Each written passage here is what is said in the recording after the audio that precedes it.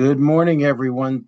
Thank you for joining. We are going to let you all get settled for about 5 minutes. So 10:05, we will get started. So grab yourself a cup of coffee, uh, get ready to go. We have a lot of information for everybody today. It's going to be a great session. So again, we will be starting in 5 minutes at 10:05.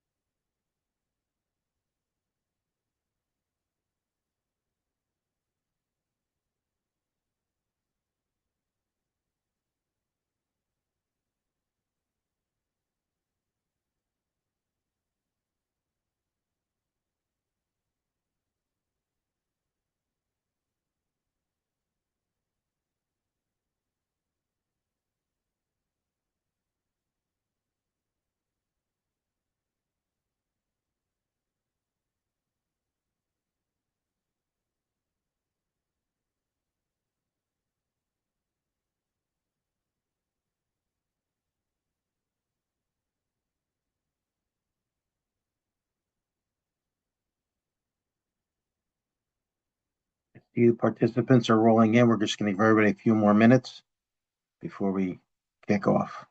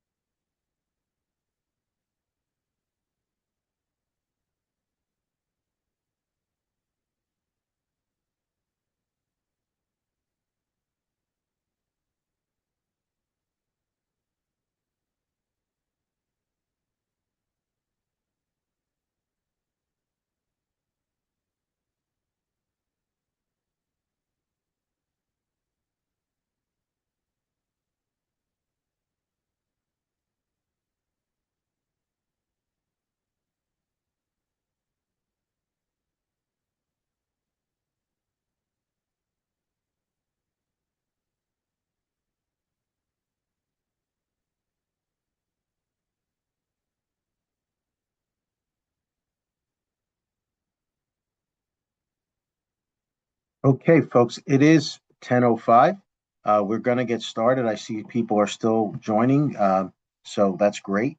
Really good participation. Um, my name is Mike Lomio. I am the Northeast Regional Manager for Home Lending Originations at United Nations Federal Credit Union, UNFCU. I welcome everybody today. I think you've made a good decision to join. We're going to cover a lot of ground today, a lot of presentations specific to the common concerns that people have around the home buying process.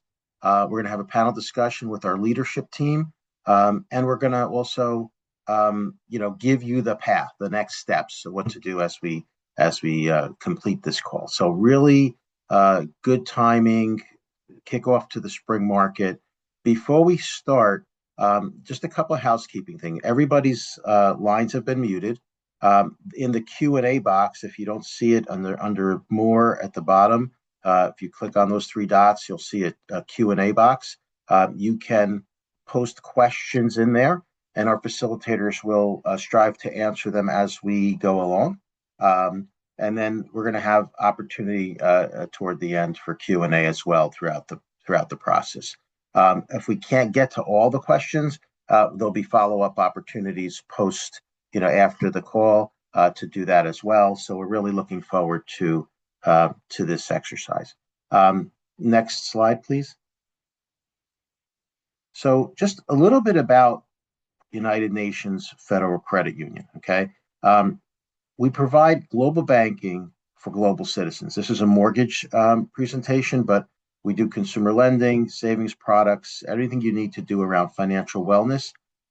We're established in 1947, and we're the leading financial cooperative for the UN community all around the world. We serve more than 240,000 members across 200 nations and territories.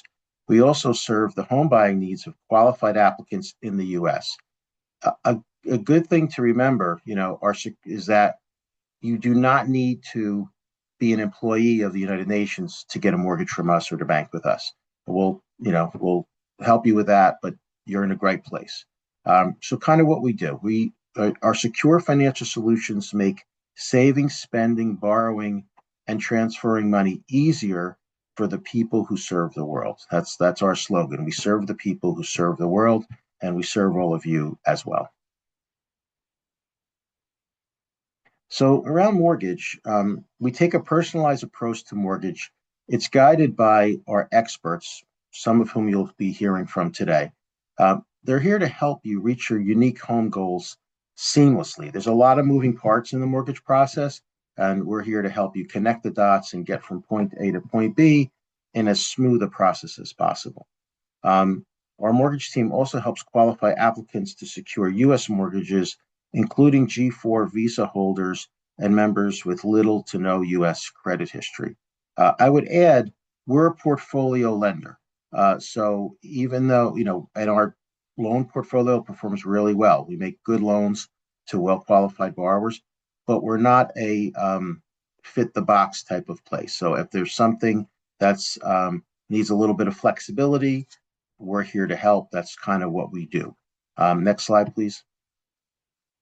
So kind of an overview of what we're going to cover today in terms of presentations and so forth. We're going to have a presentation on the U.S. housing market and the timeline for home buying. Then we're going to talk about affordability and getting yourself ready to buy a home. Then the next piece will be about understanding basics of the different types of loans that are out there, how they're structured, and what your options are. We'll take a brief break, and then we're going to have a panel discussion with Lisa James, real estate expert from Corcoran, and with our leadership team around what you need to do to navigate through this process. I would recommend that if you don't have a pad and pen ready, take some notes, write down some questions, because we're going to cover a lot of ground, and it's easier if you write a few notes down. Next. So this is our team of experts that's going to be joining us today and presenting. So we have Lisa James from Corcoran Group, Janet Yonkman, loan officer at UNFCU, Jesse Stein, loan officer at UNFCU, Sylvia Satash, loan officer for UNFCU in the Virginia market, and then Tim Jeffries, who runs our Mid-Atlantic region, and Chip Allen, who is the branch mortgage production manager for our centralized team. So you'll be hearing from everybody today. Contact information for these folks will be shared at the end when we're going over what the next steps are. So look forward to jotting that down as well when we get to that point. Next slide, please. Okay, so our first segment is going to be around the current U.S. housing market and the timeline for buying a home. Like, okay, I want to buy a house. What's involved and how long does it take? What's the starting point, the middle, the finish point? So the two folks who are going to be helping us here are Janet Yonkman. She's a loan officer at UNFCU. She has more than 30 years of mortgage lending experience. And before joining UNFCU, she spent 17 years as a private mortgage banker at Wells Fargo. She has extensive industry knowledge, and it helps make the process as streamlined and stress-free as possible. You'll hear that as a theme throughout the presentation. We're trying to eliminate the stress around it and, again, make it easy for you to finish this process out and get to your goal. If you're looking as a first-time buyer, which I think many folks are on this call, or you're a seasoned buyer with a lot of different properties in a portfolio, she can help with that, always in the context of meeting your financial goals. The other presenter on this piece is Lisa James from Corcoran Group. Lisa is a seasoned real estate expert. She's award-winning co-leader of the Morris team at Corcoran.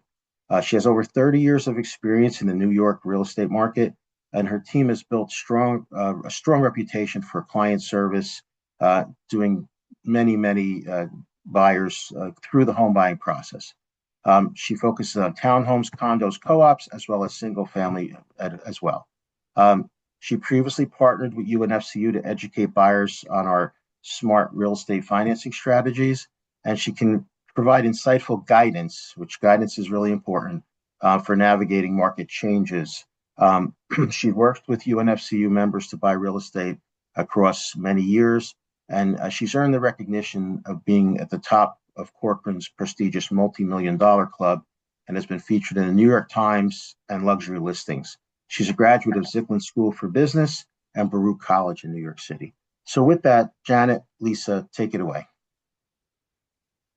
Thank you, Mike.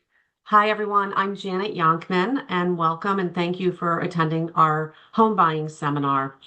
I would like to, just one second. Lisa and I are going to talk to you about an overview of the process and the timing that you should expect for buying your first home. Next slide. So there are three types of home ownership: a primary residence, a second home, or an investment property. I will say I get asked this question quite often from first-time home buyers who might be, let's say, buying an investment property, and they want to know why this can't be their primary residence. When it comes to mortgages, occupancy has to do with what the use of the property is. Primary does not mean your first mortgage that you've ever taken out. A primary residence is where that you are going to live for the majority of the time, where you can live and commute to your work. You might want to consider buying a second home. That would be a weekend home, say on the beach. We're living in a remote world. Some people don't necessarily live very close to where their office is, but may have to go into their office several days a week. So they'll buy a second home so that they can stay overnight if they have to go in, say, from Tuesday to Thursday for work. Or you might want to buy a house strictly for an investment purpose. This would be a property that you rent out and you do not occupy. Next slide.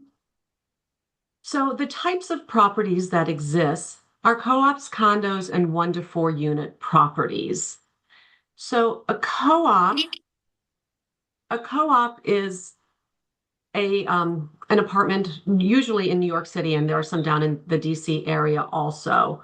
Your ownership interest, you're given a stock and proprietary lease as ownership interest in the property, as opposed to when you buy a condo or a house, you're given a deed as your ownership interest in the property.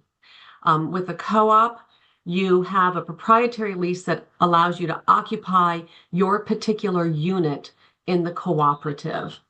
With a condo, you own your unit, you pay individual taxes on your unit, and you are provided with a deed as ownership interest, as you are with a 1 to 4 unit property.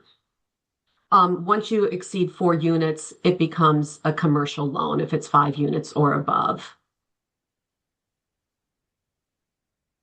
So the ownership structures, you can own a property as an individual or in a revocable trust or an LLC. Owning a property as an individual is just as it sounds. The title is going to be held in your personal name. If you buy in a revocable trust or an LLC, this is a legal form of ownership. The documentation of the trust or the LLC is drawn up by an attorney. The title is held in the trust or the LLC, but the owners of those entities are the people who guarantee the mortgage. So you are, as a person, still tied to the mortgage. By far, most people buy as an individual. Most people who buy in trusts or LLCs are doing that for liability purposes or possibly estate planning. So I'm going to turn this over to Lisa, and she's going to talk to you about the local real estate market. Thank you, Janet, and good morning, UNFCU. It is great to be here with everyone again. Well, now that we've covered the different types of home ownership, properties, and ownership structures, the next important question is, what does the market actually look like when you're ready to buy? It's interesting because the key thing to understand is that real estate in the United States is highly localized. We often hear about national housing trends in the news, whether the market is hot, cold, slowing down, or becoming more affordable. But those headlines don't always tell the full story. And that's because inventory levels, pricing, and competition can vary widely depending on where you are, not just by state, but by city, region, and even the neighborhood. For example, one area might have plenty of homes available, giving buyers more options and more negotiating power. But just a few miles away, you could see a completely different situation. Limited inventory, multiple offers, and homes selling quickly. In other words, a market that favors buyers in one area may be highly competitive in another, even within the same region. The key takeaway is that buyers should evaluate both national and local trends before purchasing a home or even deciding to buy. And if you have any questions about the local real estate market, as always, I encourage you to reach out. Once you understand your market, the next step is making sure that you're actually financially prepared. So with that, I'm going to turn it back over to Janet, who's going to walk us through financial preparation. Thank you. Thanks, Lisa. So preparing for buying your first home can never start soon enough. And for everybody, that whole process is going to be your own journey of how long it possibly takes until you actually make that step that now is the time to buy. As you're starting to go through this process, this will help you define what your financial goals are. And you're also going to understand what available assets you have for the transaction, your income in terms of what kind of loan it will support for you. And when I say what kind of loan, I actually mean how much of a loan you can get based on what your income is. Next slide, please. And as you're going through this process, there's going to be numerous people that you're going to want to speak to. You might start by speaking to your trusted family and friends and asking them about their process or how they feel about home ownership. Another person that you can reach out to would be your financial planner, who can help you discuss, your financial planner or your tax advisor. They can discuss with you the assets that you have available for this purchase, and also talk to you about what the tax liabilities are that you receive from owning a property. One of the most important steps is going to be speaking with a loan officer. The loan officer is going to provide you with invaluable information. Just because you hear that interest rates might be 6%, what does 6% mean for you in terms of a monthly payment? What does a $300,000 loan at 6% mean as a monthly payment? Speaking with the loan officer, you'll know how much money you're going to need for the transaction with regards to down payment and what your closing costs are. They're also going to, as I mentioned before, help you know what the mortgage payment is. You can come to me and say, this is how much of a monthly payment I'm comfortable with. What does that mean in terms of a dollar amount? And I can calculate that backwards based on the current mortgage rates. So once you have all of this information in terms of what the monthly payments are, how much money do you need for this transaction, it's going to help you make a decision as to whether or not now is the right time to buy. And hopefully for a lot of you, it will be the right time to buy. Some of you might say, I need to save up more. I'm going to be getting a promotion in 6 months. I need to wait till I earn my higher salary to qualify for what it is that I want to qualify, where I want to live. So going through this whole process, this early planning, is going to get you on the right path for your journey. Next slide. So once you decide now is the time to buy, the first thing that you're going to want to do is get pre-qualified. So a pre-qualification can be a quick conversation with a loan officer. What do I qualify for? The steps that most people go through is getting an official pre-qualification letter from their loan officer. By doing this, you complete a loan application and your credit is pulled. It's run through a system-generated approval process, and it tells you how much you can qualify for. Normally, when you input the details, you're going to state how much of a loan that you want and how much of a purchase price that you're looking to buy. These can be changed as you're looking at different properties, but you do put in a specific purchase price and a specific loan amount. And you can normally get your pre-qualification letter within 24 hours. You can take the next step and get a full underwritten pre-approval. And what this is, it means that you've provided all of your documentation with regards to income and assets after you've completed your loan application. Your file is sent to an underwriter with the specific terms that you applied for, and an underwriter has reviewed it and has determined that yes, you qualify for this dollar amount. One thing to keep in mind with regards to a pre-approval and a pre-qualification, your mortgage payment is going to be comprised of the principal and interest, any carrying costs on the property, whether it be the common charges, maintenance, homeowners association dues, and your homeowner's insurance. So as you're looking at various properties, you do need to keep in mind that what you're pre-qualified for is a dollar amount of those numbers combined together.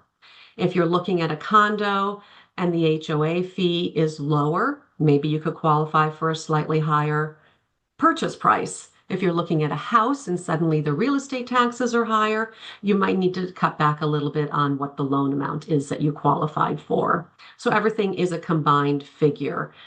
And you need to, as you're looking at various properties that you have interest in, keep running them by your loan officer and saying, does this work? What are my payments on this? Does it fall within the numbers that I'm qualified for? And usually getting a pre-approval, I'm sorry, let me just point that out. It takes about a week to 10 days for that to go through the underwriting process. Next, please. Lisa, I'll let you talk about the house hunting journey. Thanks, Janet. So now that you have your pre-qualification and pre-approval, the next and number one question that I get asked from clients is how long does the process actually take? Now, on average, house hunting takes about 8 to 12 weeks, but the timeline can vary greatly depending on the market and three major factors: inventory, competition, and affordability. Number one, inventory. When there are more homes available, you have more choices. When inventory is low, your search can take longer. As of March 2025, there were 1.36 million homes available. That number is up 3% from February 2025, but still below the historical norms. Number two, competition. In fast-moving markets, homes can get multiple offers within days. I've worked with clients where we've gone out for a weekend and we've been able to find a house in 48 hours. I've had other clients who sometimes it's taken them a year.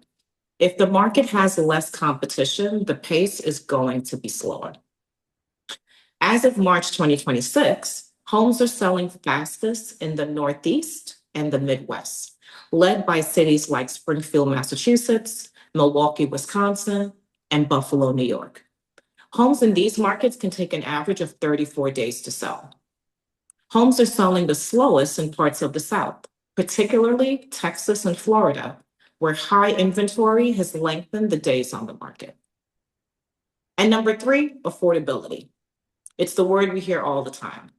A buyer's ability to purchase a home is primarily driven by affordability, which we understand is shaped by the interplay of interest rates, home prices, and income.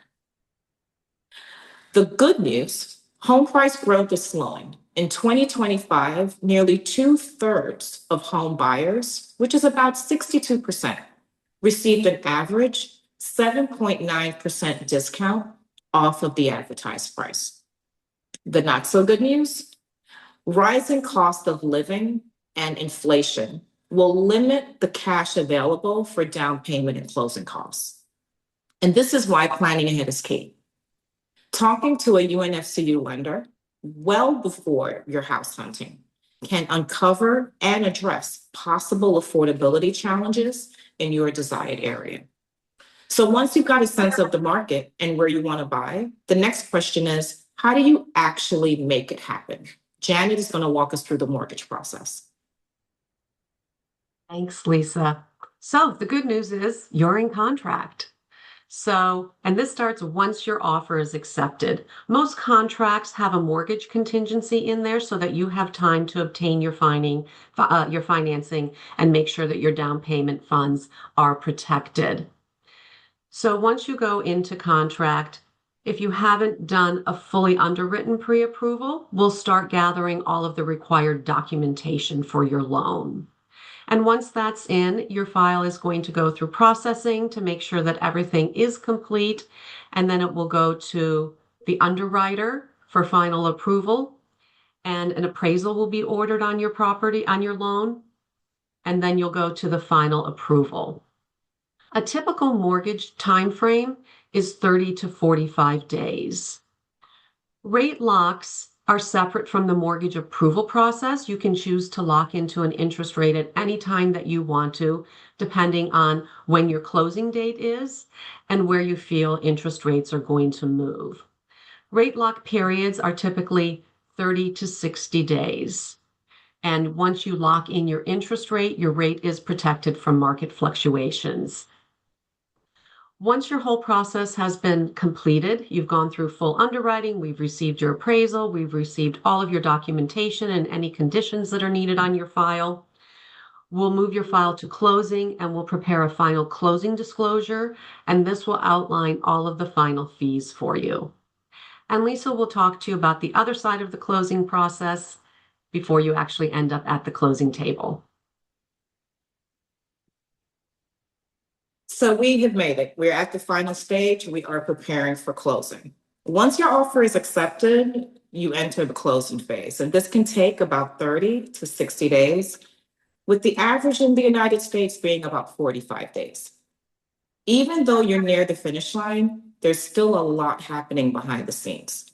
This is when your mortgage is finalized, any remaining conditions or contingencies are being cleared, and all of the paperwork is being completed, like Janet said.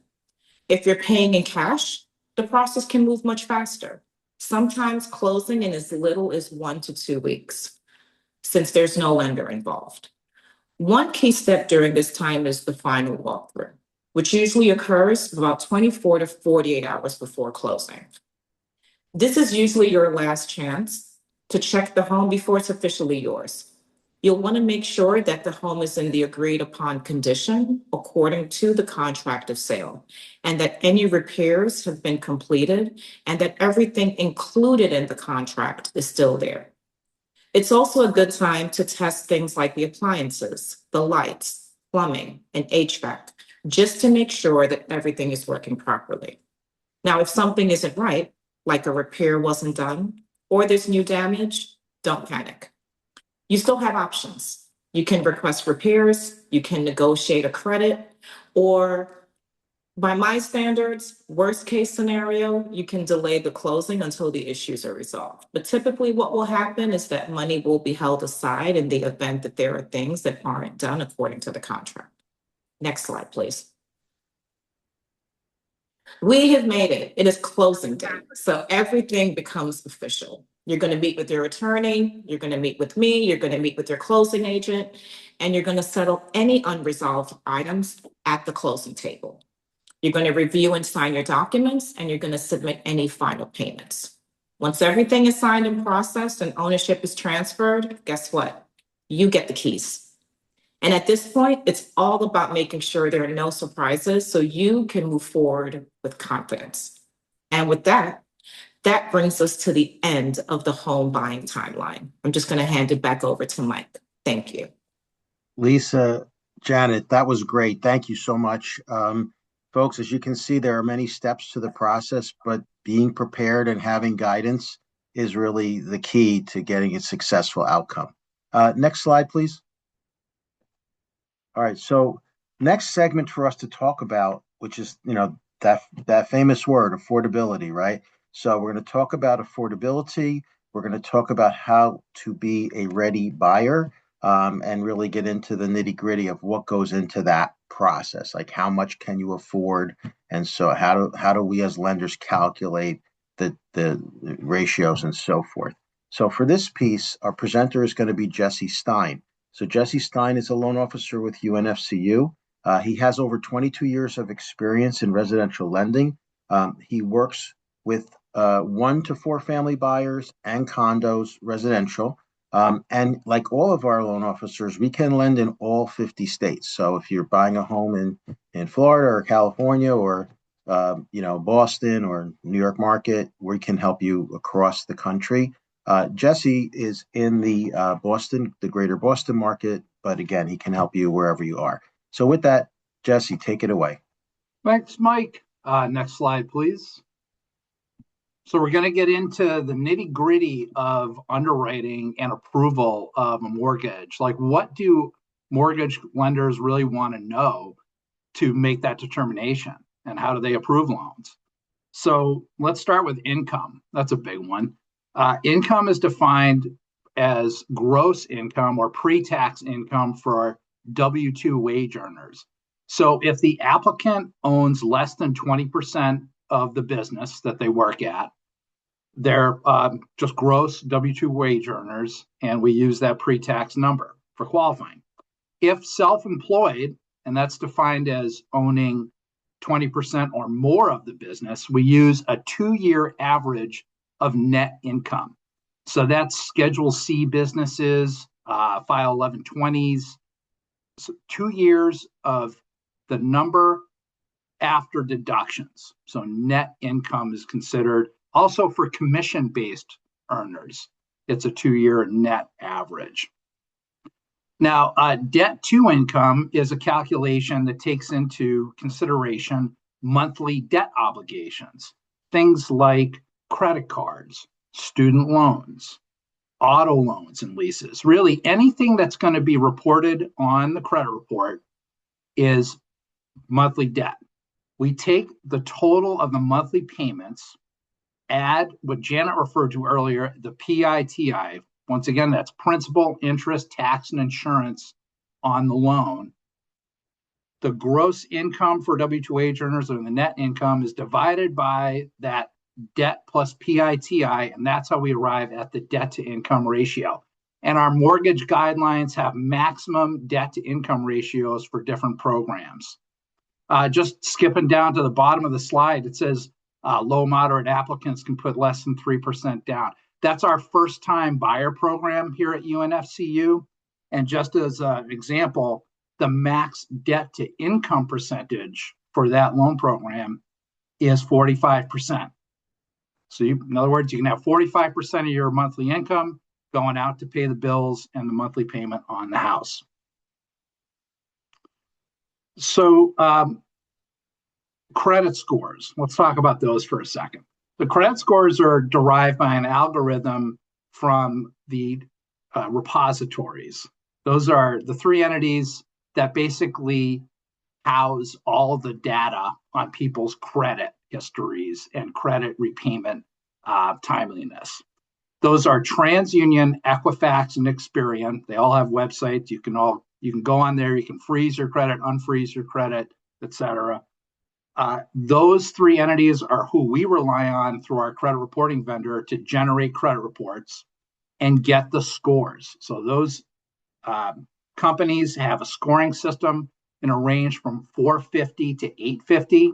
The score is based on history, length of time, timely payments, available credit. Lots of factors go into credit reports. Again, good example, our first-time buyer program. We have a minimum FICO credit score of 680 for that product.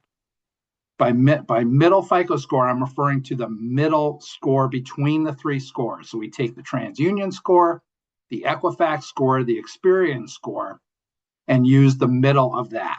As long as that's 680 or above, that qualifies.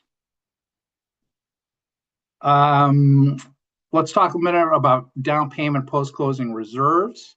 So we look at assets, as Janet talked about, submission of bank statements and other financial documents. We want to see 2 months payments equivalent in post-closing reserve for that first-time buyer program. So what that means is we just want to see on the bank statement that it's not the last dollar the applicant has is going into the down payment and the closing costs. They have to have a little savings left over. We term that as post-closing reserves. Next slide, please. So the theme here is keep it simple. We want to make sure that the application process goes really smoothly or as smoothly as possible. And here's how to do it. Avoid credit pulls, if possible, by entities like credit card companies, retail stores that want to offer a discount in exchange for getting a credit card. Credit pulls show up on the credit reports that I talked about on the last slide. We actually, and all lenders, want explanations for these credit pulls. So it'll save time later if we have fewer credit pulls before you apply. Moreover, the scoring system that I referred to in the previous slide takes into account credit pulls. So if people have their credit pulled a lot, that can actually hurt credit scores. Let's talk about jobs and careers. Job changes can be a great thing. There's lots of opportunities for movement and different types of businesses to work in. Here's the thing, though. Job changes can impact the mortgage process. So have a conversation with the loan officer if during your pre-approval, pre-qualification process, you get a job opportunity to move. Maybe it's a good thing. Maybe it won't hurt your application, but better safe than sorry. Example of what could hurt an application is going into self-employment. Because again, with self-employment, you have to have a 2-year history. So avoid job changes if possible, or at least have a conversation with the loan officer about any employment change opportunities. Let's talk about deposits that show up on bank statements. So mortgage underwriters have at least a 2-month look back on financial assets and bank activity. Large deposits, anything over 1,000 that appears in that account activity, that has to be sourced. Please don't deposit cash into your bank if it's within that 60-day look back. Cash deposits are pretty much impossible to source. Big headache. So that goes back to keeping things simple. It's a great time not to make transfers between accounts, not to close accounts, not to open new accounts if possible. Again, and we'll keep going back to this, communication with the loan officer can really help with any needs in terms of banking consolidation, transfers, etc., to see how it's going to impact things. Janet did a great job of explaining the monthly payment, but I'll just reiterate, principal and interest, that's the number based on what we call amortization. So a loan has a term, you have to pay it off, say in 30 years. The interest is accounted for in the payment along with the principal. And we escrow for things like property tax and homeowners insurance. Your realtor, like Lisa, can help with knowing, or at least guessing as best as possible, what the property tax is going to be going forward on a subject property, as well as if it's a condo, whether or not there's a condo fee. We don't escrow for condo fee, but it's good to know what it's going to be. We certainly take it into account in terms of qualifying. Next slide, please. So the initial LO call or loan officer call, I like to call it the back of the envelope call, because that's a time when you can really just have, there's no application in the system. You're just throwing around ideas and numbers. The loan officer can help understand what you can qualify for, just generally based on a discussion, informal discussion about income, monthly payment, and down payment. So after that initial informal call, now you're ready to get pre-qualified, right? I always like to advise folks to opt out of trigger leads. Trigger leads are the marketing done by the credit bureaus I mentioned earlier. So Experian, TransUnion, and Equifax, for all their usefulness, they make a lot of money on selling the fact that people have their credit pulled to my competitors. The competitors, then seem to like to spam the heck out of my clients. So just to save yourself that unwanted spam, this can be phone calls or emails, unfortunately, you can go to www.optoutprescreen.com and do that opt-out process. I always advise my clients to opt out of trigger leads before submitting the application. And that's the next step, is getting the application in. As Janet said before, we can do a pre-qualification very quickly. That does involve the tri-merge hard pull credit report and just an application, but we can get into the pre-approval actually on the next slide, please.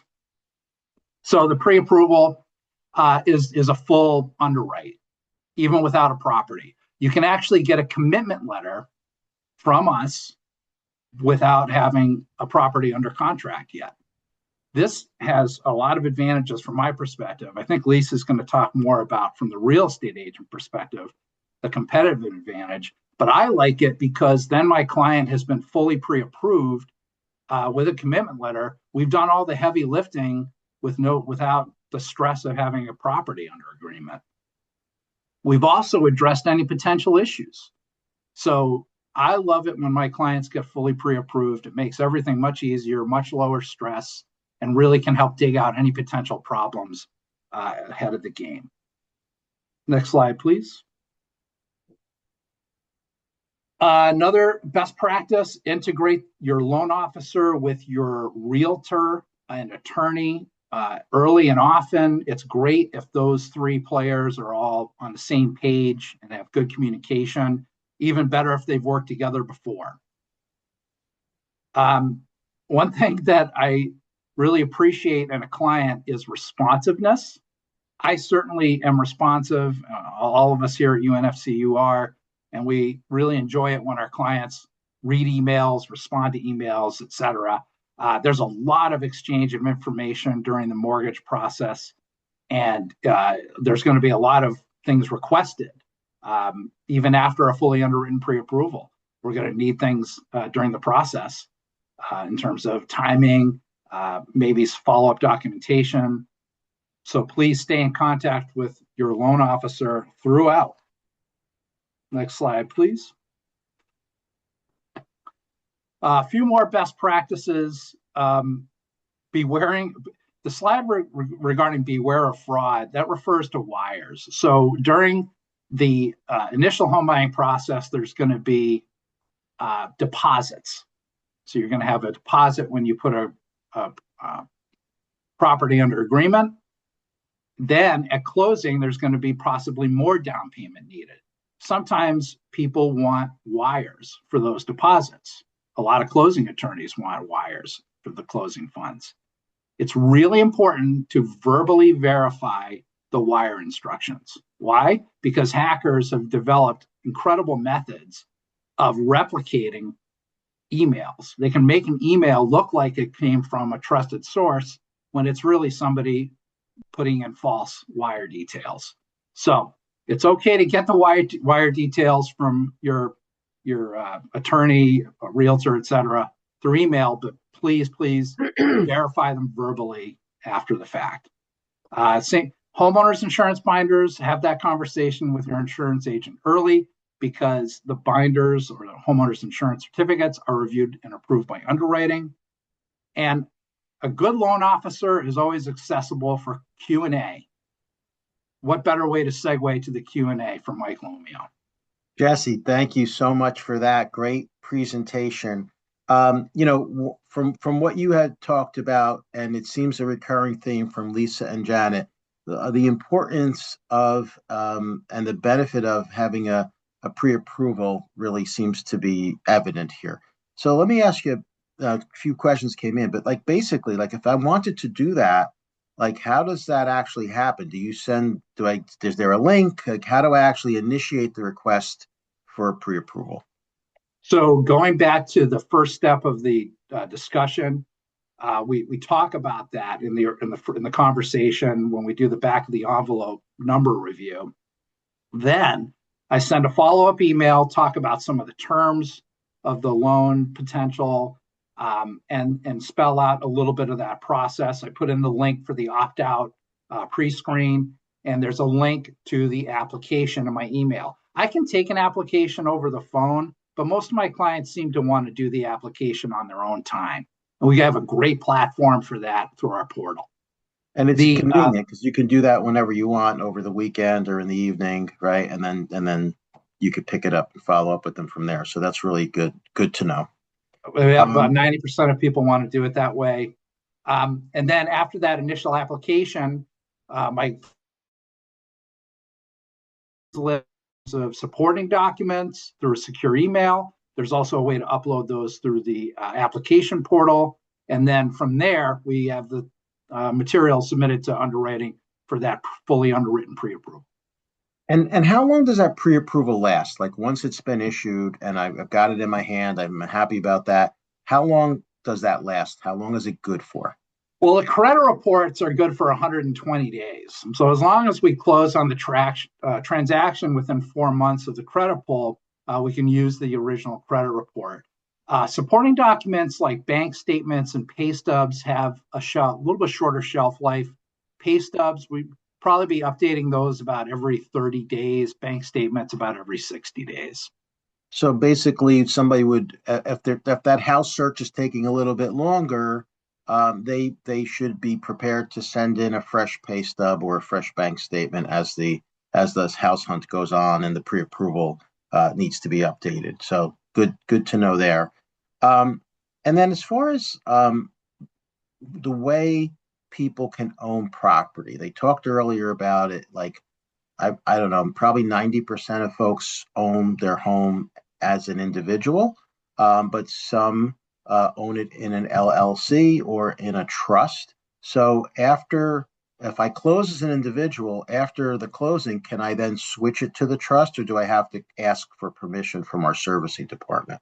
Yeah, that's definitely a servicing call. It's really a better practice to work with your loan officer to provide things like an LLC, if that's how title is going to be vested. We can actually close in an LLC here at UNFCU, which is a big competitive advantage we have. Yeah, not everybody does that, right? That's right.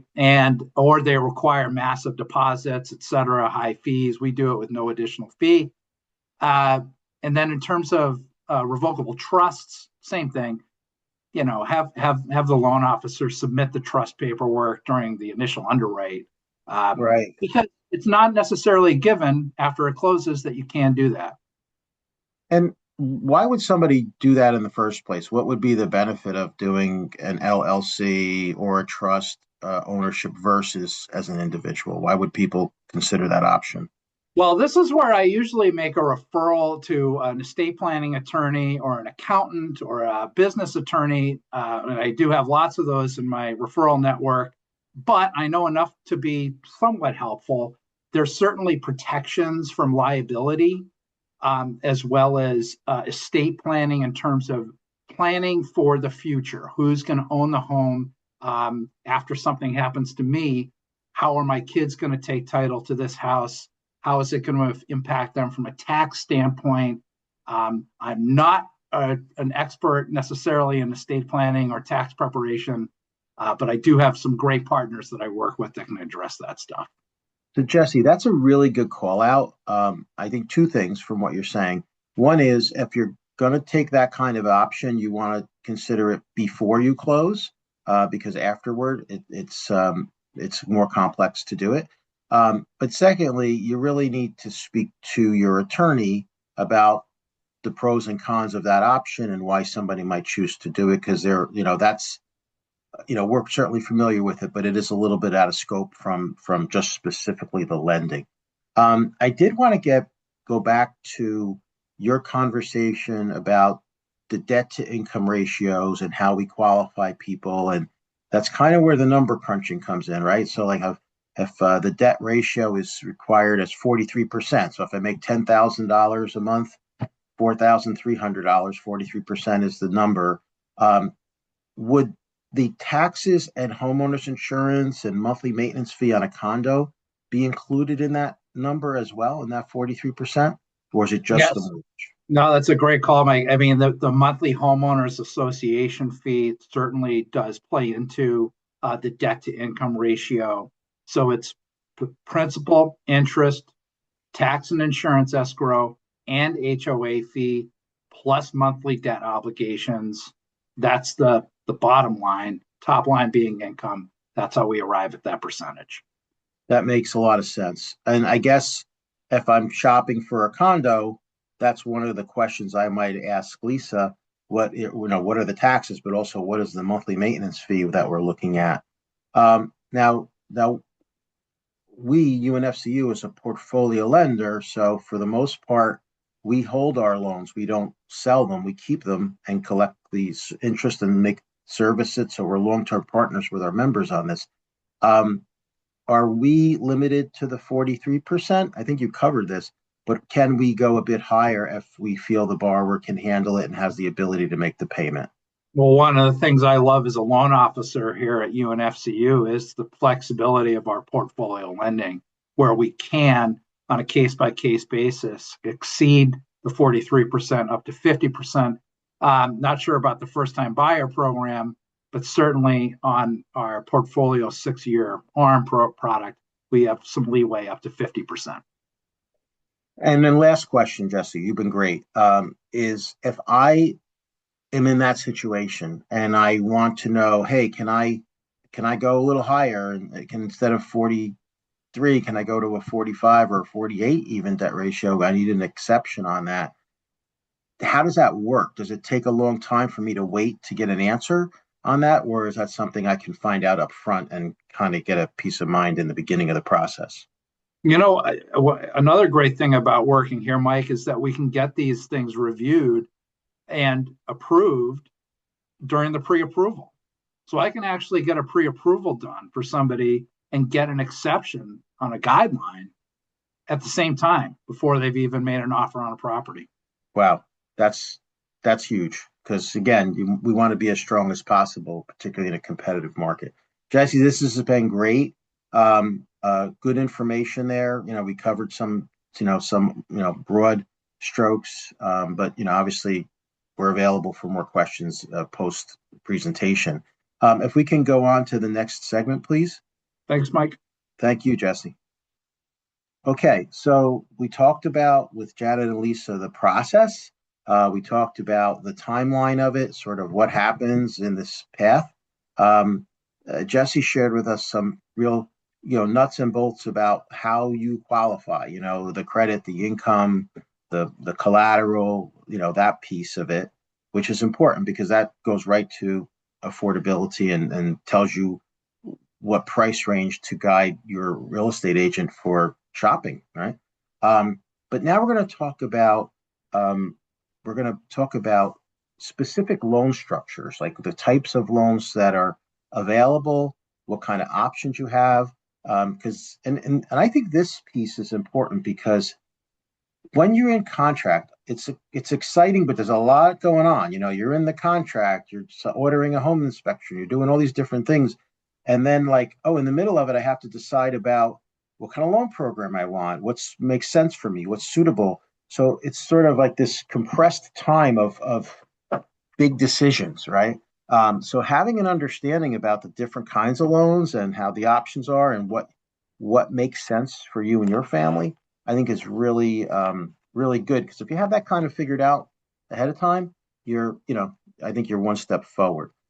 So the person who's going to be handling this piece of our presentation is Sylvia Satash. So she's a loan officer with UNFCU. She's been in financial services for over 25 years. Her focus is on new construction and 1 to 4 family residential lending in the Washington, D.C. market. So she has a lot of experience with builders and some of the nuance around that piece of the home buying experience. Like all of our loan officers, her number one priority is delivering seamless process with high customer service. And Sylvia is a former board member for the Prince William Association of Realtors and also a recipient of their prestigious Affiliate of the Year award. So with that, Sylvia, please take it away to our next segment. Thanks, Mike. Good morning, everybody. I'm going to talk to you about the different types of mortgages. Actually, there's really 2 different types of mortgages. Can we have the next slide, please? The mortgages fall into 2 main categories: fixed rate mortgages and adjustable rate mortgages. Each works differently, and borrowers benefit from different options that they can select. Next, please. Fixed rate mortgages are exactly what, excuse me, I've been fighting a summer cold. Fixed rate mortgages are exactly what they sound like. They're fixed. The principal and interest does not change. But I do want to mention that the taxes and insurance, they can change over the life of the loan, and that can make your payment go up. So you need to be prepared to look at your mortgage statements at least on your anniversary date, because you could miss a payment adjustment because your taxes went up or your options. So we will allow you to pay any increase so you can keep your payment the same. It helps with long-term budgeting, and it protects you from rising interest rate environments. Next slide, please. Adjustable rate mortgages are exactly what they sound like. They're fixed for a certain period of time. Usually the most popular are 5 and 7 year, 5, 6, and 7 year, where it's fixed. There's no change in principal and interest. And then at the end of the fixed rate period, the monthly payment can change. Typically, there is a lower start rate, whether it be for the 5, 6, 7, or even 10 years. And then the interest rate will adjust based on market conditions. Next slide, please.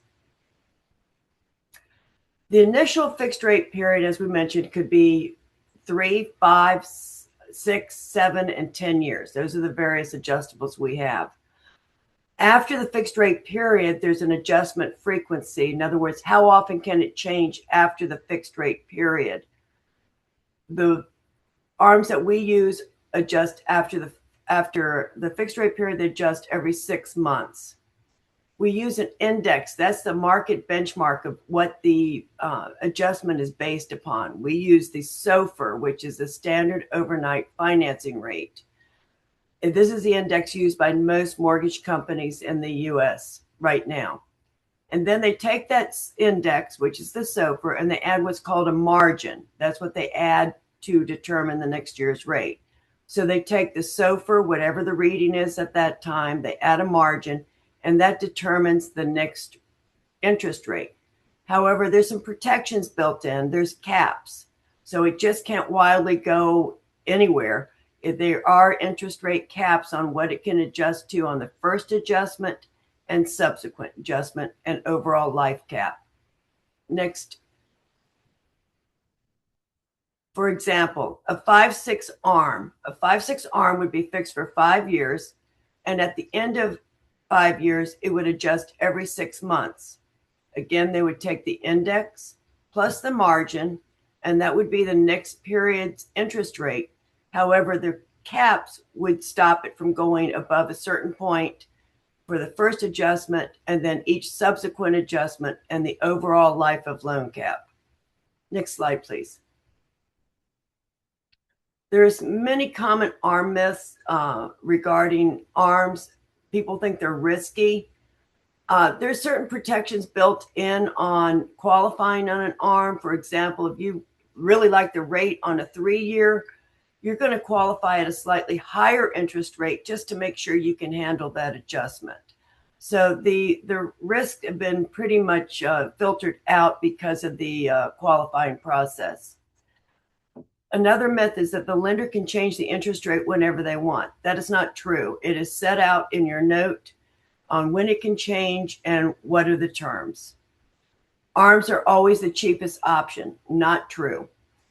They can be, but they may not be as well.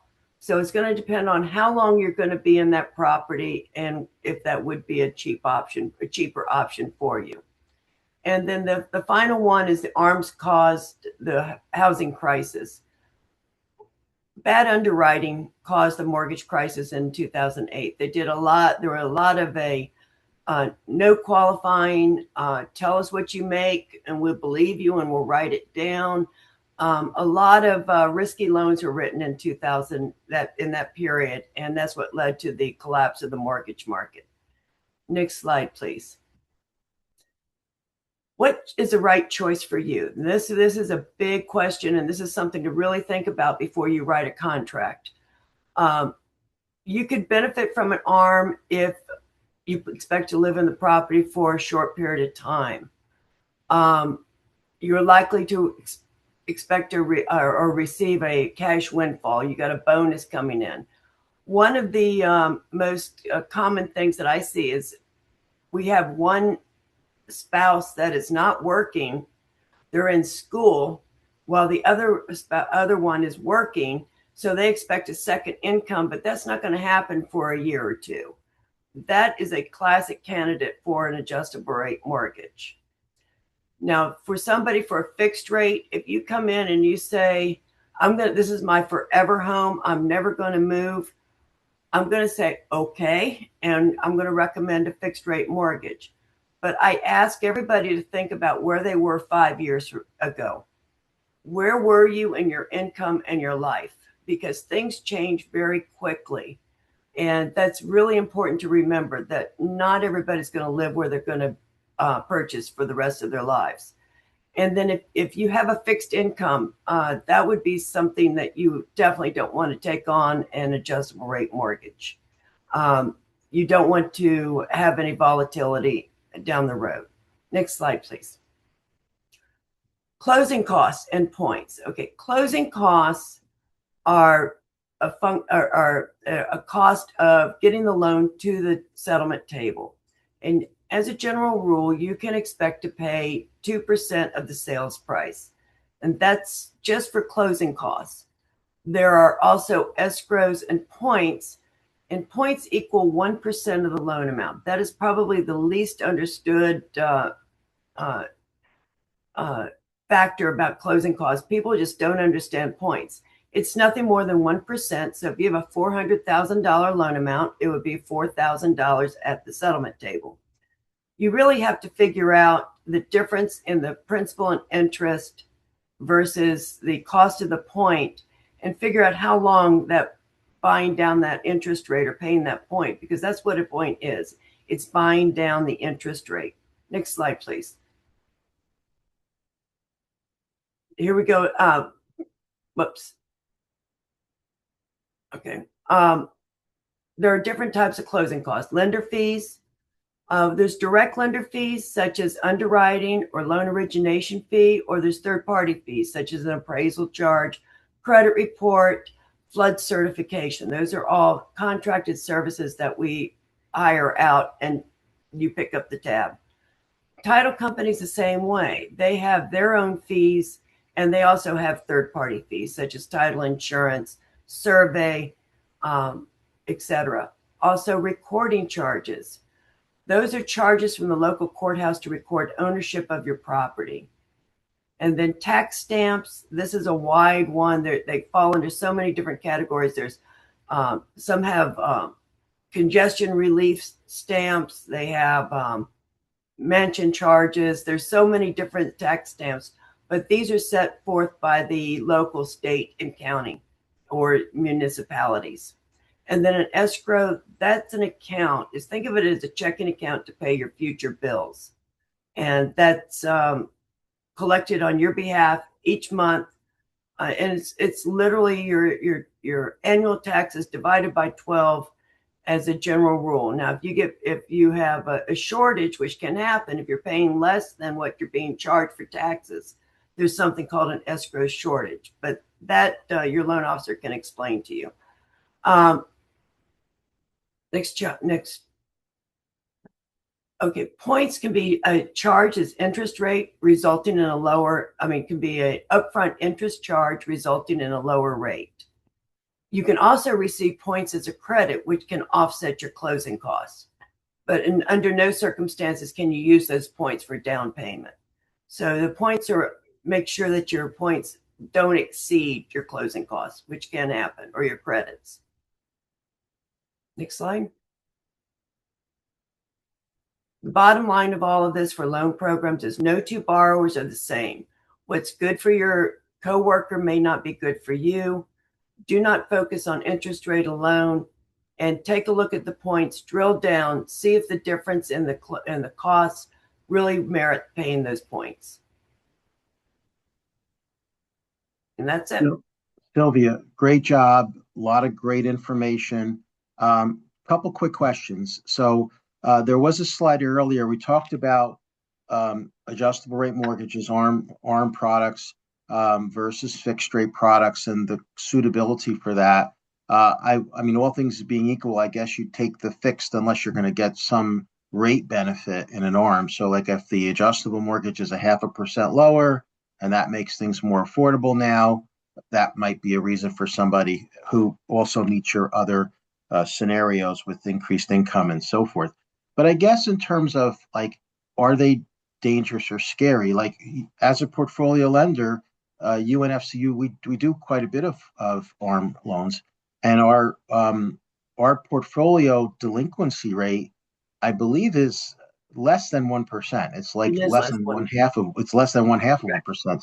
So that's a good thing in two ways. One is as a lender, obviously, the loans are being paid on time, and that's good. That's what we're in the business of doing. But also, it kind of shows, I think, that our we have a good process. Even though we're flexible, we have a good process to make sure that our members protect the member.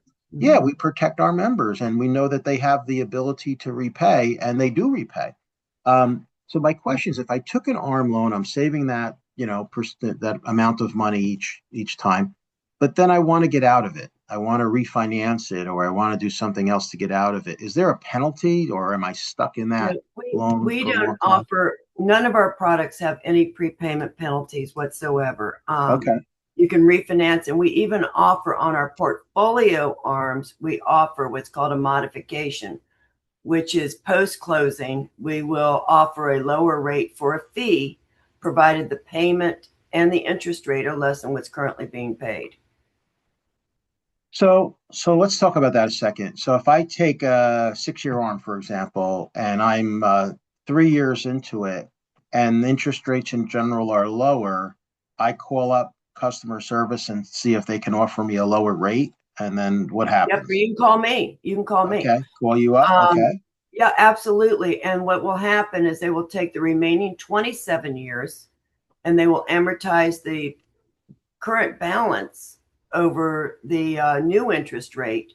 And as long as that payment is lower and that interest rate is lower, there could be a benefit to the member for it. Like I said, it's right now, it depends on the loan amount as to the fee, but it ranges between 15 and 2,500. So if it's under $1 million loan size, if I owe like 500,000, how A it'll be 15? $1,500 charge, one-time charge. You could literally be unemployed. In fact, Now, during well, that was my next question. So do I have to qualify for that other than no paying the fee? appraisal, no qualification, the only stipulation is you must be at least 6 months into your loan, Okay, and you must be current for the prior 6 to 12 months. got it. So as long as So I'm good if it's a brand citizen new and loan, paying it's on six time, months. Yeah, paid on all right. time. That's defined as no 30-day lates. So now I have a 6-year adjustable. I'm doing this after 3 years, so I have 3 years to go. So once I've completed this process and lowered my rate, do I have 3 years left at that point No, you with the start your fixed six interest? years all. You start the 6-year fixed rate period all over again. Oh, okay. So really, I get So 9 years then, you right? get Three at 9 years. Yeah, okay, it's a in that great example. product.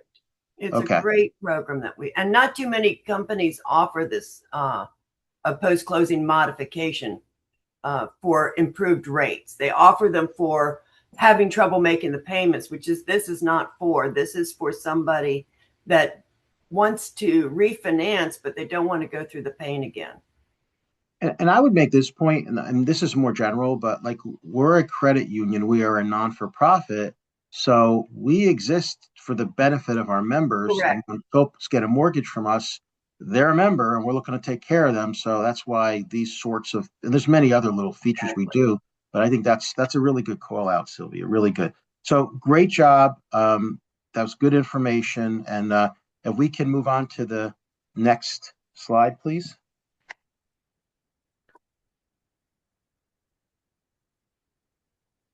So at this point, folks, we are going to take a break, 5 minute break. When we come back, we're going to tee up our panel discussion. Lots of and to everybody who's on this call, thank you so much for all the questions. We've got a lot of great questions coming in the Q&A box. Keep them coming. We're trying to get to them as best as we can through this process. We're going to cover some of them in the panel discussion and maybe some at the end, and then we'll follow up with folks as well if we can't get to every question. So we're going to do 5 minute break. We'll be back here, we'll say at 10 to 12, well, 12 to 11, so come back in 5 and we'll get everybody going again on the panel discussion. Thank you.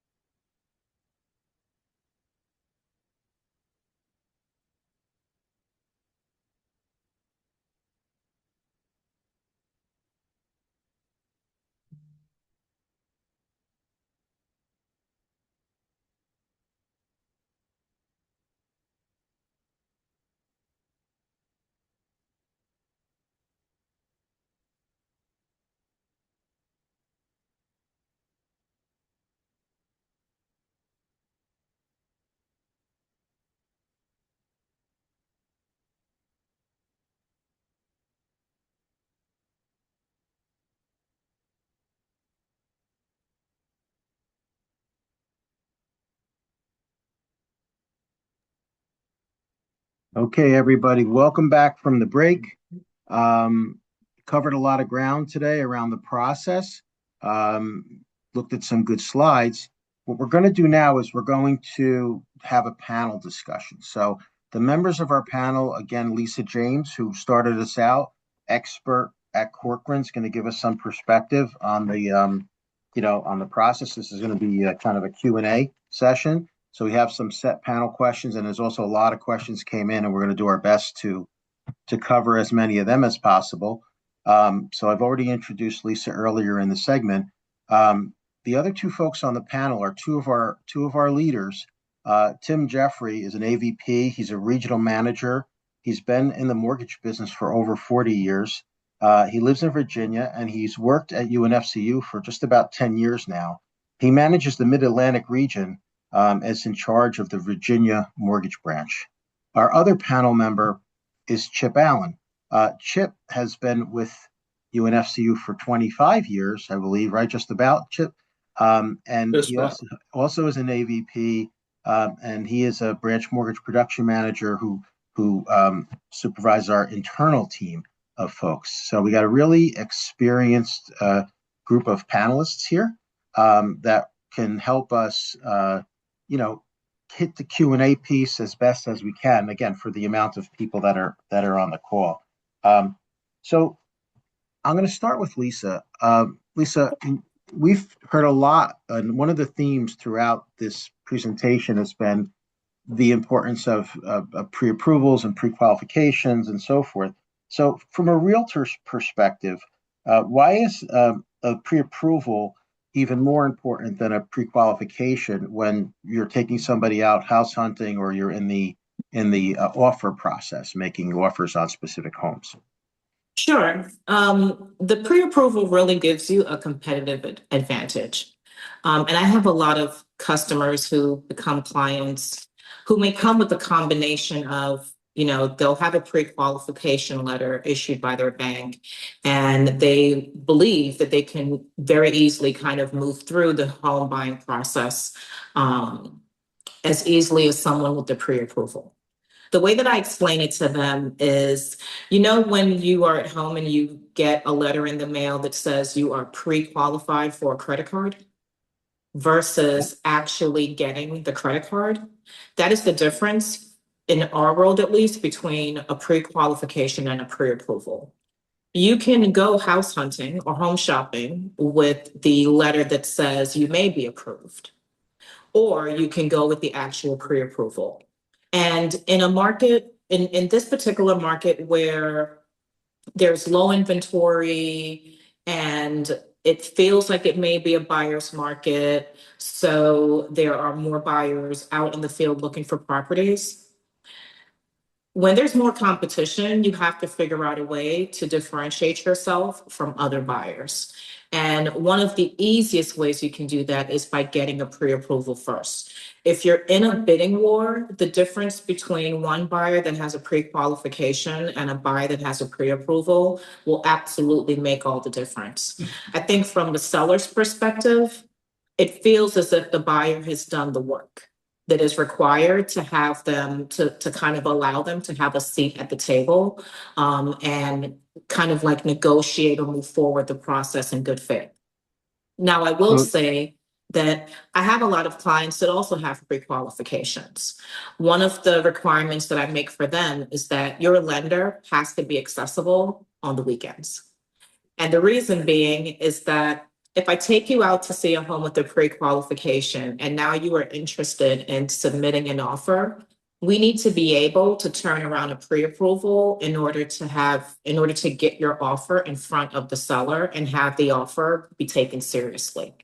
So I know that a lot of buyers have concerns about when their credit, how many times their credit score is generated, the impact it may have on their score.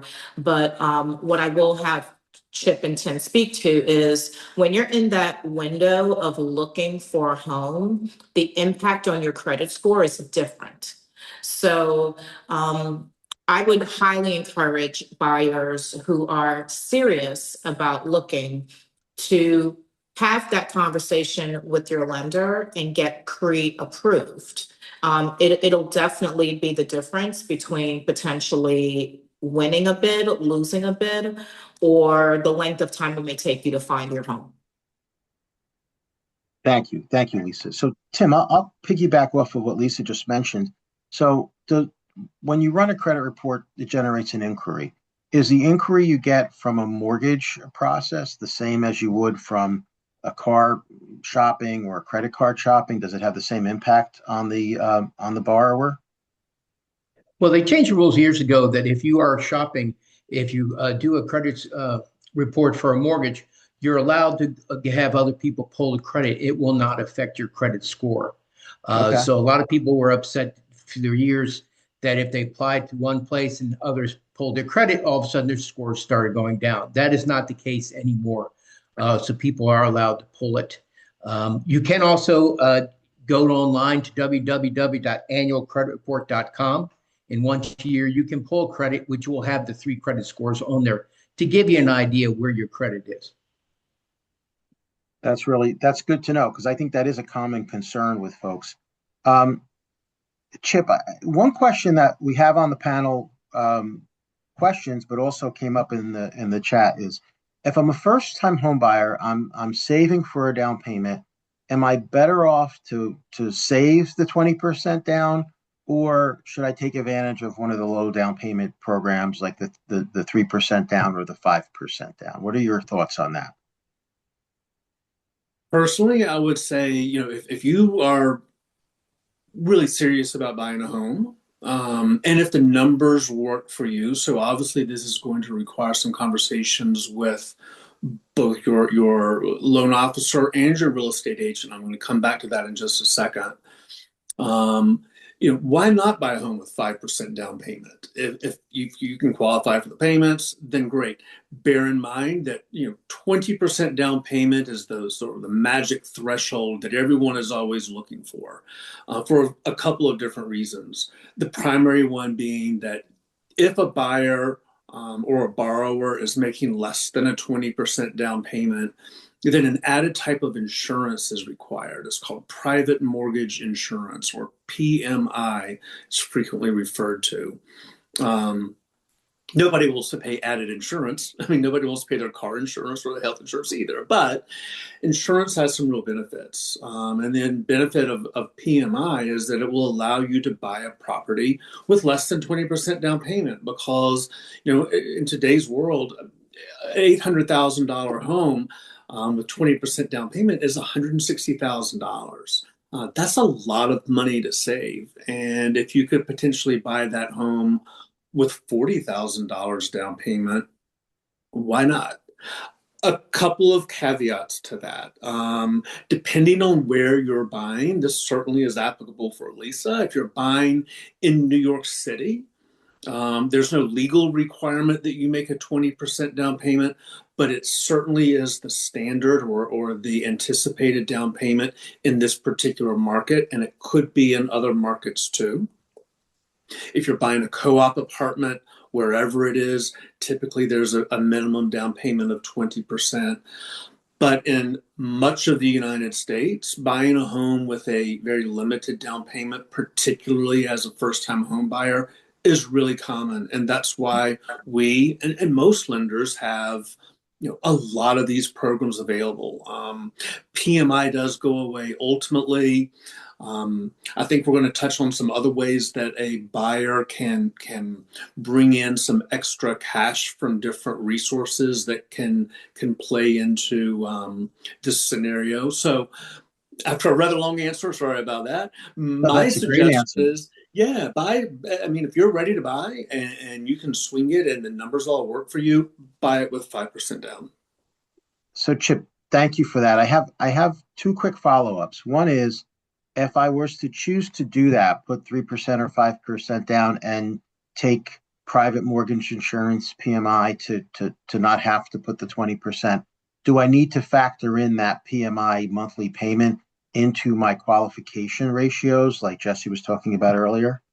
Yes. So your PMI premium, that monthly premium cost, so because you'll pay it on a monthly basis, Okay. is factored into your qualifying debt ratio, your debt to income ratio.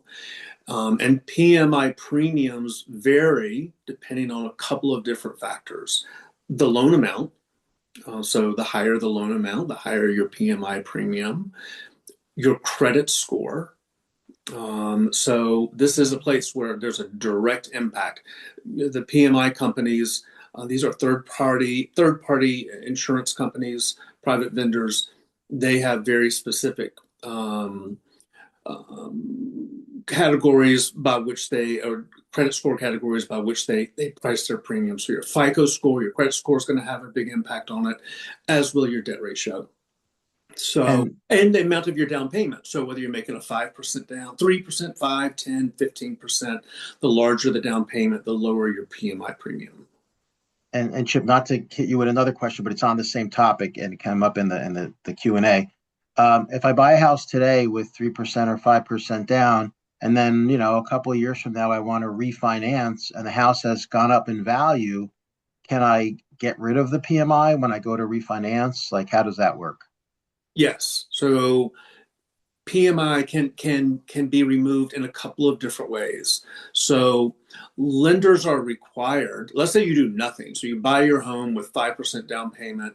Your lender, in this case, us, the UNFCU, we're required by law to put a trigger within your loan that when you reach 78% of the original appraised value, the PMI is automatically going to go away.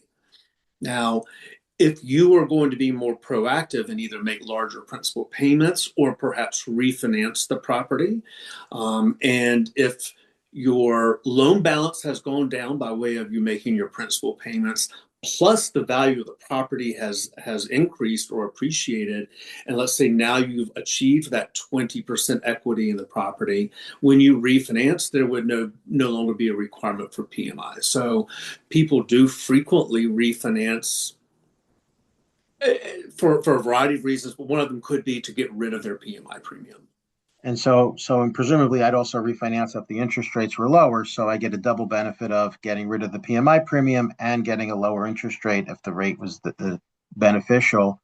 So Exactly. really, and again, lots of pieces of information around this, but as a consumer, I think the takeaway for me would be PMI allows me to buy a home now rather than have to wait for the 20%.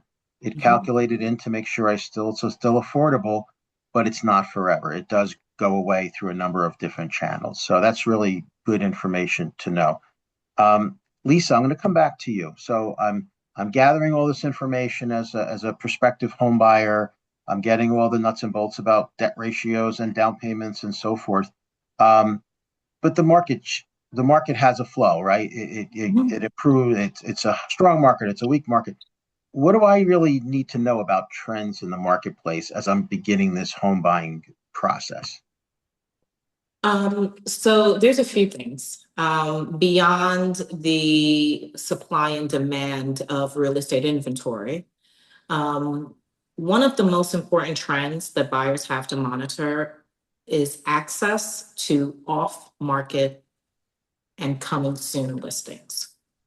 So there are properties typically that you can find online, right? You can go on Zillow, StreetEasy, Realtor.com, whatever the platforms are, and see properties that are on the market. But there is an off-market network. There are properties that are coming soon. There are sellers that like to practice discretion and privacy and not necessarily publicly put their homes on the market. And this runs the gamut. It's not just luxury properties. It's just the idea that sellers don't want their properties publicly advertised. So one of the things that our team did, we developed a website.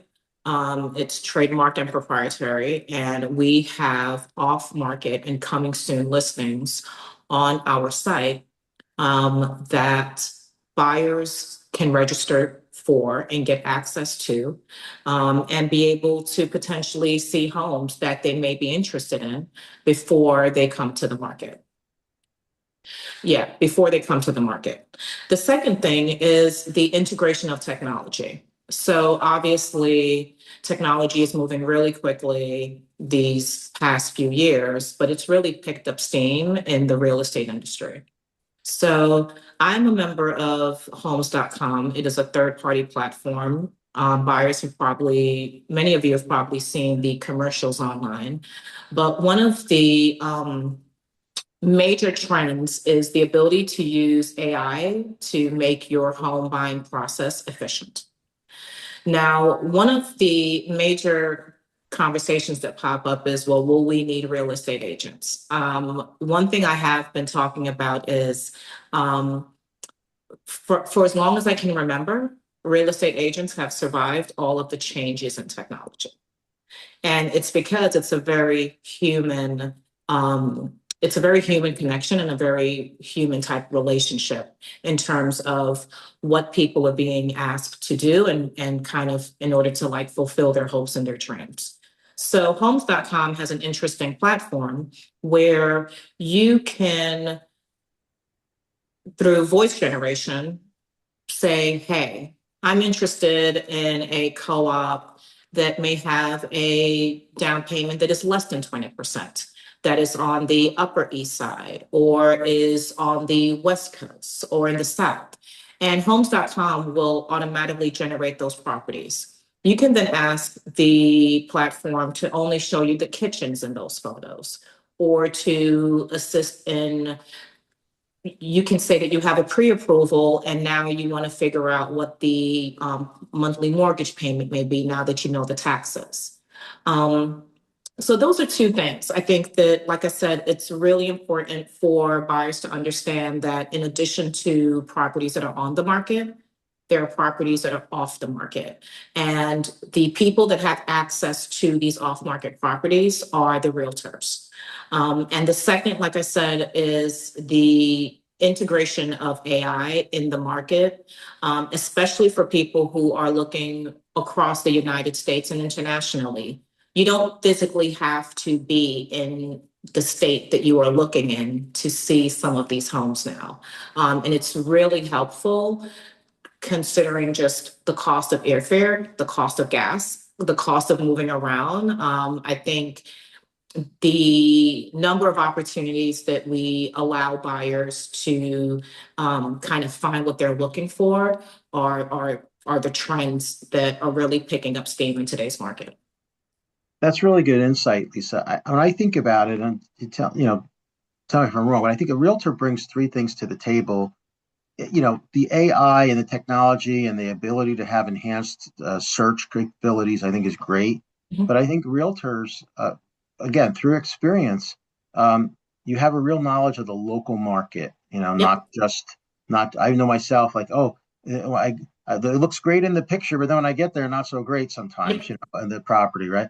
Um, you help negotiate the transaction.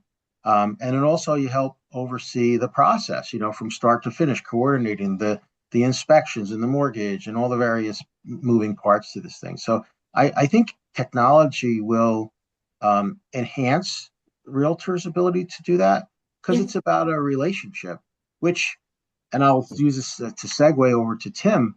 Like, I think for mortgage, it's similar, right? Like, there's certainly enhanced technology. It's going faster and faster, but it is about the relationship. So, Tim, if you could speak to like the relationship between the loan officer and the member and how that helps them achieve their goals of home ownership. Well, one thing, as you mentioned, from when you introduced me, I've been in the business over 40 years now. And the one thing I find very valuable with UNFCU is it is not a one-time transaction. It is a relationship you're going to be with. And as Chip mentioned, when removing PMI, we have many members who take out a loan with us and 3, 4 years, 5 years later, will call us and say, can you guide me through this? Is it time for me to remove my PMI? So the really value that we give is it is a relationship. We don't want to do a one-time transaction. If you have any questions regarding anything with your mortgage, the phones are always open, and you don't see that at a lot of other places. It's a transaction. You just go on to the next loan. But here it's very valuable. And we have people who've dealt with the same clients for 10, 15, 20 years. And the best thing I see in our industry with when we work here is you start doing loans for their kids and for friends and so forth. So relationship is a key that we have here at UNFCU. And I think that, one thing I see, and I'll, just my perspective on this, we have this concept internally about controlled growth. Like we're a large credit union, we have a lot of capabilities, but we're not trying to be this mega giant bank. When you think of these super mega banks that are out there, you can think of the names. They have 70 million customers, 80 million customers. You're going to serve 80 million customers with a website. You're not going to serve, and digitally, you simply can't have enough humans on staff to service that scale. So here we keep it at a human scale, and I really day to day you see the benefit of that. And to your point, Tim, like the conversations, like sometimes as managers we're in conversations and a situation comes up and we have to make a decision about a transaction, what we're going to do, or we're going to do some credit or whatever. Every single time, without exception, and the senior manager talking, what's in the best interest of the member, not what's in the best interest of our shareholders, because we don't have any shareholders. So it's really about, to Tim's point, that relationship we want to build. It's not about the one transaction. It's about the long-term relationship we want to have with everybody. So that's a really, really good call out. Chip, I have another kind of nuts and bolts question that I see in the Q&A. So folks know, and I think Jesse touched on this earlier, about preparing for the process and not moving money around or not making large deposits because that creates more paperwork. But somebody said, well, if I'm going to get money from my family, my parents are going to help me out and they're going to give me money to help buy the house, and there's a deposit for that into my account. Is that an issue? So is that a problem, or is that something we're okay with? Listen, getting a gift toward the purchase of your home is not a problem. There you go. Okay. In fact, lucky you, because you got a family member who is willing to help you out in this process. So yeah, gifts. Let's talk about gifts just in general. Gifts are certainly acceptable. Gifts need to be from a family member. We're not doing DNA testing on anyone, but we're going to take, well, let me say this. We are going to generate a gift letter. So the donor of the gift, let's say someone's parent, would be asked to complete this gift letter stating that I am giving my child X amount of money and no repayment is expected. That's signed. There's a little bit of a paperwork requirement related to the gift, in that we will want to see that the gift funds have come from the donor. So we'll need to see proof of that. And we'll need to see proof that the funds have been received by our member, the borrower. So gifts are certainly acceptable. The amount can be any amount. It could be a couple $1,000s. It could be a couple $100,000. We're happy to build in gifts. Do you want me to touch on a couple of other credit opportunities or that might be available for a borrower or a buyer? Yes. Yeah. So I would like it, because it kind of ties into this thing about gifts. So what about, obviously people can save for their down payment, but what about like grants and lender credits and different and seller credits for that matter? What sorts of things or resources are available to folks who are, trying to come up with that down payment and closing cost number? Because that's obviously one of the big boxes for folks to check. Sure. So let's touch on grants. Grants are funds that can be applied for and received by a buyer. There are a variety of different agencies, organizations, institutions that might provide gifts. UNFCU has some specific gift programs now available, which can allow up to $20,000 for an eligible borrower or member for those funds. That money can be used for down payment and closing fees, which is a nice aspect of a grant. There are other institutions also that provide grant funds, religious organizations, community organizations. Um, it, Other than the grants that we offer specifically as a financial institution through the Federal Home Loan Bank of New York, typically it would be up to a borrower, a buyer, to research their own grant opportunities other than the ones that they might apply for through us. So, Another reason to have a professional local real estate agent. Your real estate agent may know of some grants that are specifically available in the neighborhood, the area, the town where you're buying. so in addition to independent research, good for things that we offer at UNFCU, because we do offer several different grants and programs.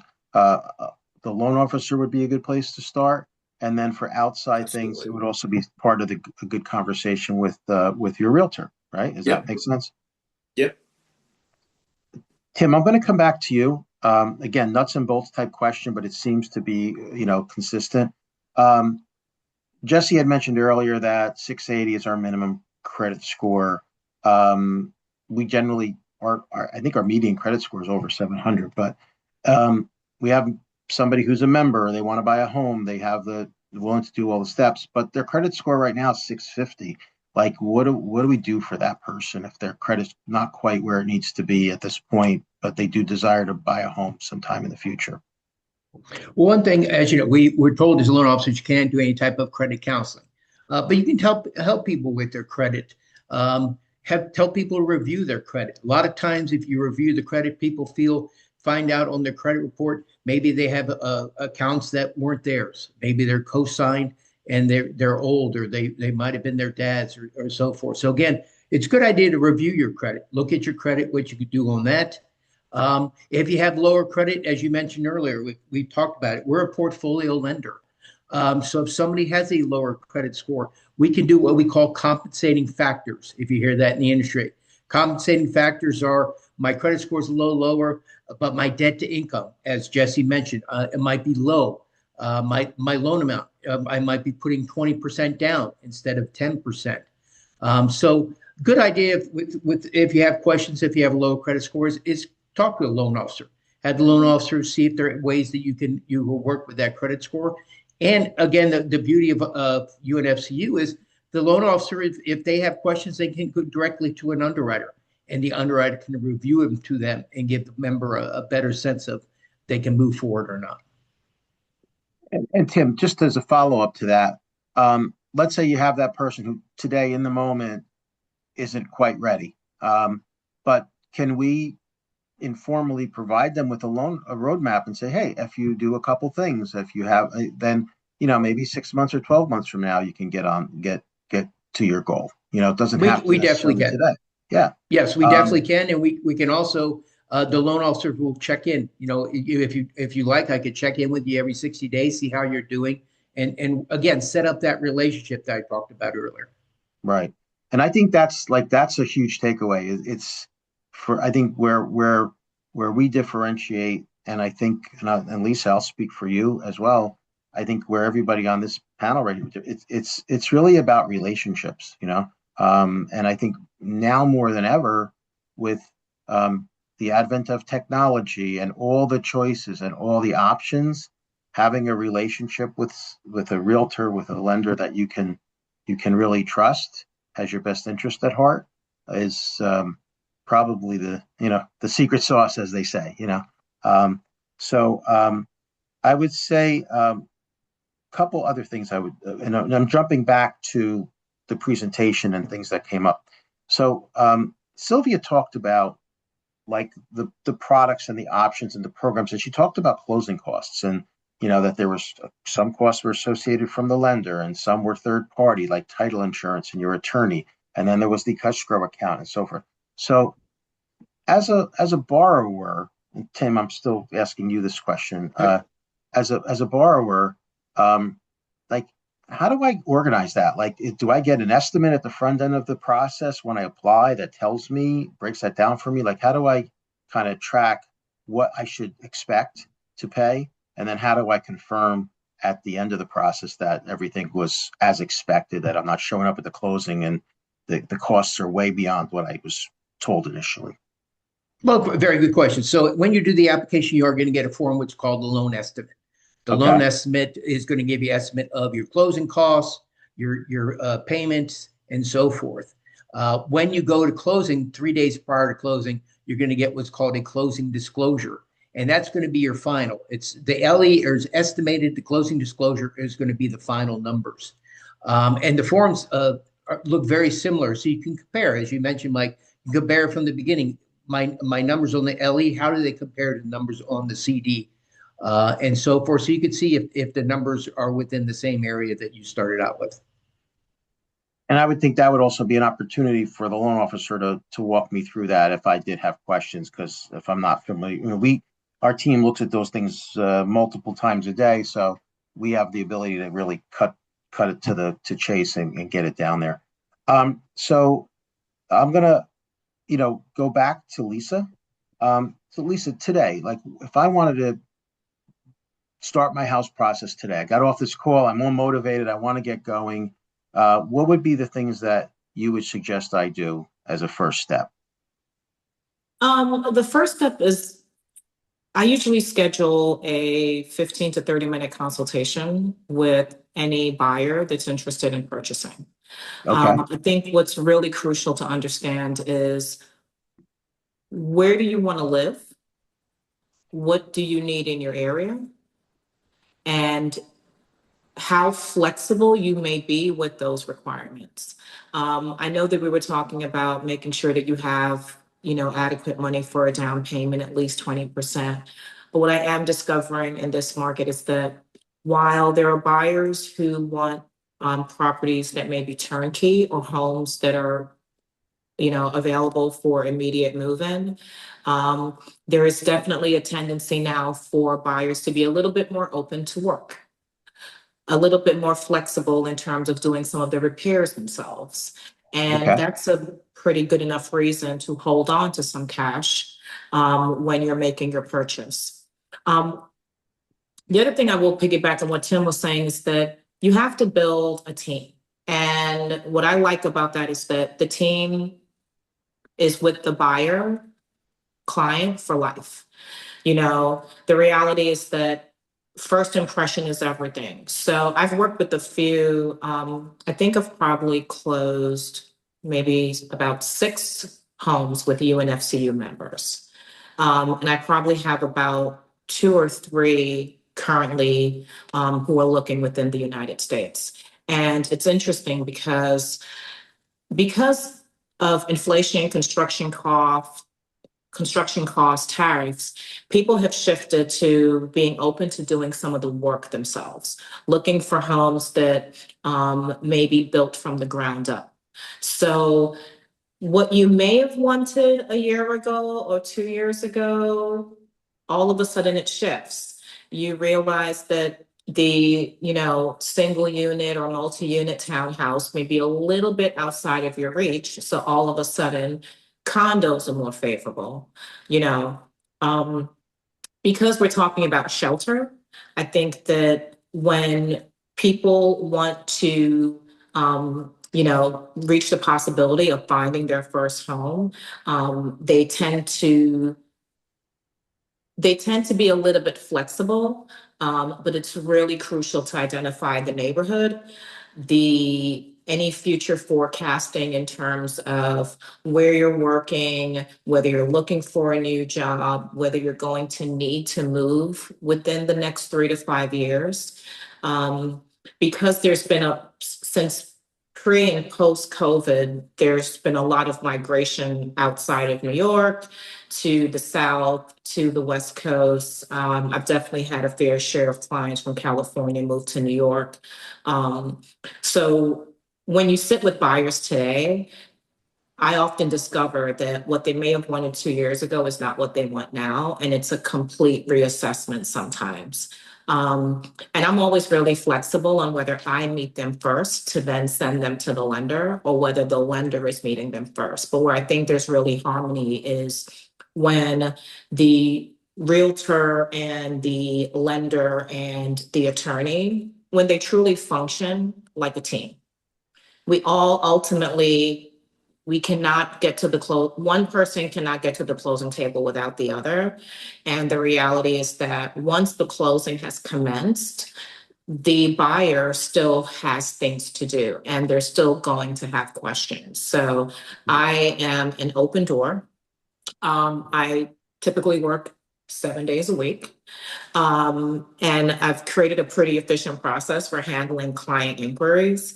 But I think your team is really, really important. Yeah. Lisa, I think that's Yeah. terrific insight. And a couple of things you just, and we're going to wrap in a minute or two here, but these 2 hours went pretty quick. The you know couple takeaways is like know the area, know what fits for you, but also your first home isn't necessarily going to be your forever home, Yep. So Yep. it's important to, get in the game, because once you're in the game, whether it's a condo or whether it's a more modest home that needed a little work, or you're in, you get the benefit of it. Now the market's working for you, right? So if it's appreciating, it helps you there. You get some of the tax benefits. You get to pay down your mortgage. You're in the game. It makes the Yeah. second property easier, especially if you bought right with the guidance of a strong real estate partner and a strong loan partner. Yeah.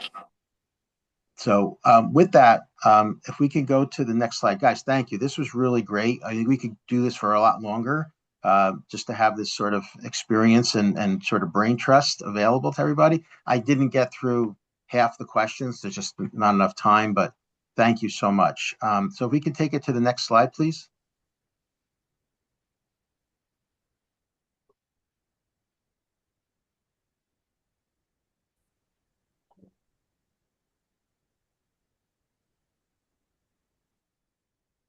Okay.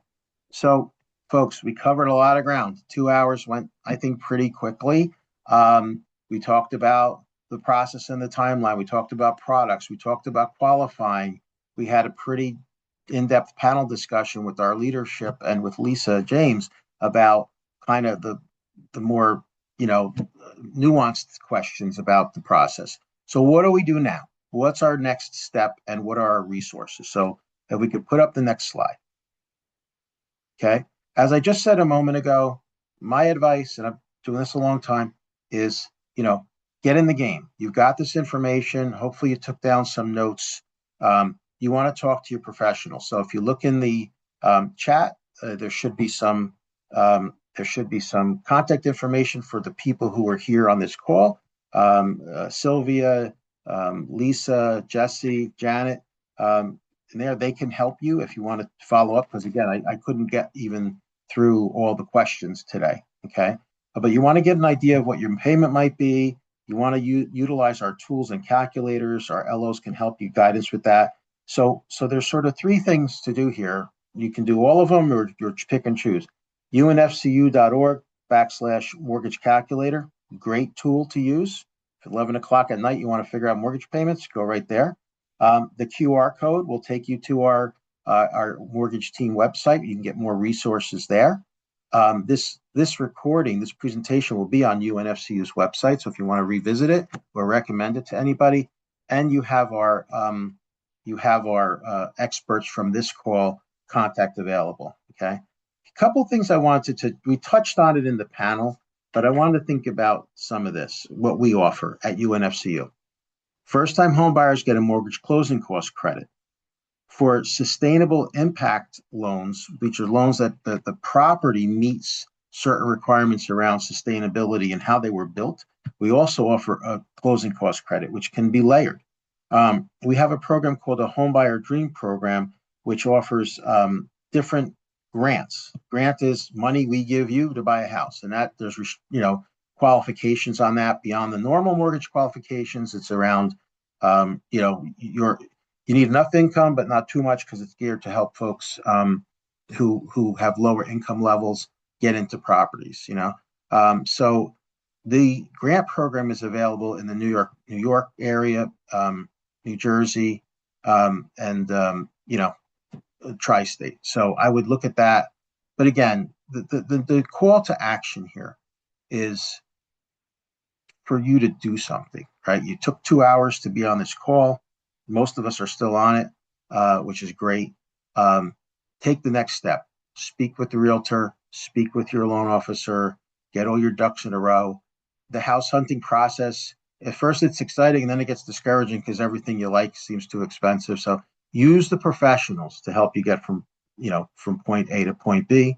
But with that, we are just about at the top of the hour. I want to thank everybody. I want to wish you well with your time, with your search. And again, we hope to hear from you with questions beyond what we could cover on this call. Thanks very much and have a great day.